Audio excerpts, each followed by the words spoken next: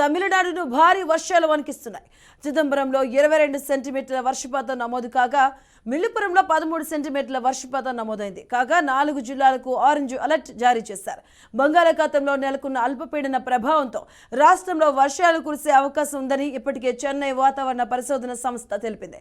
ఇక ఈ నేపథ్యంలో చెన్నైలోని అడయార్, అన్నసలై, ఇక వేపరి, గండి, కోయంబేడు మొదలైన చోట్ల కూడా వర్షం కురుస్తోంది.